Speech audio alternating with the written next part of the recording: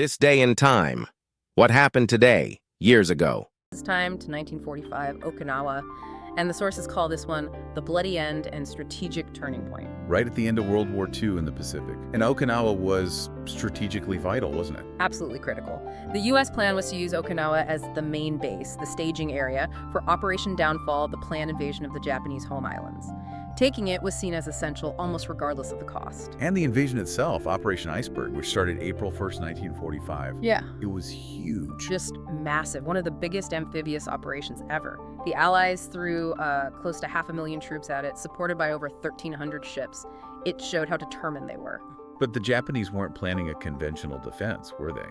They knew they couldn't stop that force head on. No, their commander, General Ushijima, he implemented what's called a deep defense. He used the island's terrain, mountains, ridges, extensive cave systems, especially around the Shuri Line fortifications. So, digging in deep. Exactly.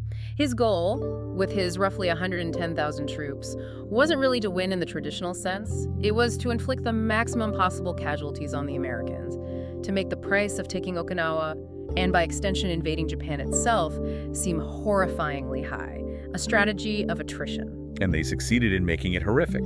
82 days of fighting. Brutal fighting. The sources use terms like Typhoon of Steel, Hell on Earth, specific battles for places like Sugarloaf Hill, Kakazu Ridge, Hacksaw Ridge.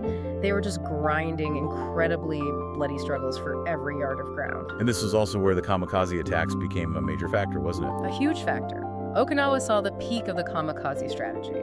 The sources say around 1,900 suicide attacks were launched against the Allied fleet offshore. 1,900. Wow, the damage must have been immense. Devastating. They sank 36 U.S. ships outright, damaged nearly 370 others. The U.S. Navy actually suffered its heaviest losses of the entire war at Okinawa, about 5,000 sailors killed just from the naval actions. And beyond the military toll, the cost for Okinawan civilians was catastrophic. Just horrific. Caught completely in the middle. The sources estimate somewhere between 100,000 and maybe even 150,000 Okinawan civilians died.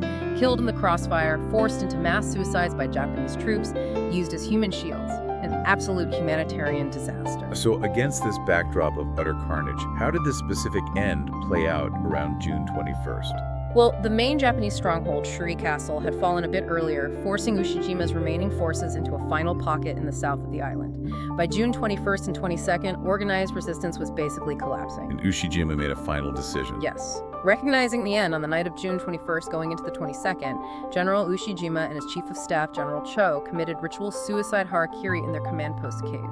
So that act essentially marked the end of organized Japanese defense.